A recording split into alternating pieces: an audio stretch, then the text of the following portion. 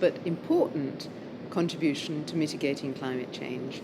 Small because in terms of CO2 tonnage, it's already performing pretty well, and in the rest of the transport sector, public transport is probably the most economic and environmentally performant per capita that we have at the moment, but very large in terms of image, because the image of public transport, transport touches everybody's lives. And as UN Habitat said, or announced in 2007, we have, for the first time in human history, become a more urban society than a rural society. So more people are living in towns and cities than ever before. And this is exactly where public transport actually performs best. And so it is important that the people in these towns and cities start reflecting on their own individual mobility behavior. And here again, public transport needs to improve its image and make itself more attractive. And we can only do that with increased investment into the sector. Well, we have many challenges. First of all, public transport itself as a sector has undergone tremendous change in the last 10 years. There has been in Europe an opening of the market and increased competitivity and competition put out there.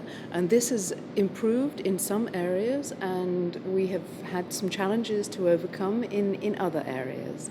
However, this said, I think that the sector as itself is very promoteur for the rest of the future, and certainly in playing a role in a sustainable future. We are today, as we stand here, already at the forefront of technology, which is an interesting area. We have already hydrogen buses out there in more than 10 cities. We use biofuel, we use ethanol, we use hybrid technology, and we are looking for more. And there is a lot of possibility, I think, for the private sector to play a role in bringing new technologies mainstream quicker through public transport than in other areas of transport. NGOs, government and business all need to work together very, very closely. First of all, the NGOs at the local level, they are the people that need the transport. They need to get from A to B in the most environmentally efficient and economic manner. So that's the affordability and the accessibility issues. Then governments need to set the framework in place which allows a transport system to be put in place, and not just something about a little bit of mode here, so a rail leg here, a bus service there. We need to have an integrated system that integrates pedestrians, bicycling, tariffs, ticketing, all these different aspects of transport within an urban area that makes it easy for people to get across their city. It makes it easy for them to get to jobs, to employment, to education, so there is a higher skilled workforce. And public transport itself actually is in itself a very big employer, so we have a big role to play in that. Public transport is sometimes viewed by governments as being an expensive option, and certainly in the developing world it is viewed so, which is not actually the reality. And work done at UITP has shown that about 560 billion euro is wasted from European GDP in the 25 EU countries just through congestion, air pollution and traffic accidents. And the capital investment on the other side in public transport is just over 100 billion. So there is an equal playing field at that point.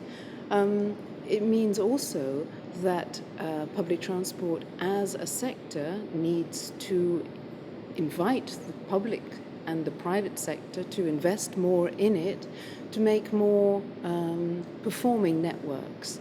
And we're on the way to doing it, but it is a big challenge for us.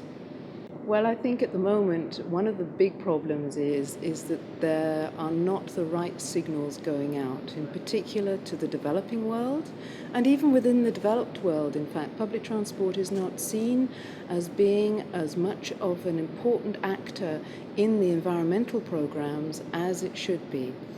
In general, most networks these days can perform at about 2.2 times better energy efficiency than the private car. And yet this is not the perception of the man on the street. And in the developing world, the governments there are not investing in organized transport networks. So they are letting it come up from an informal basis, which at the end of the day is probably having a very big impact on the environment and on their energy performances. So there needs to be some better signals sent out to the developing world in order to encourage them to take a greater and stronger interest in mass transit. And from the developed world, there should be greater flows of capital. The CDM at the moment is not very conducive to transport. There are only 2 transport projects in that. And most carbon trading does not include transport because it is a difficult sector. And we need to overcome those difficulties. They can be done, but it needs a conscious effort and a lot of support from government, business, actors such as ourselves, the International Association, and others, including NGOs.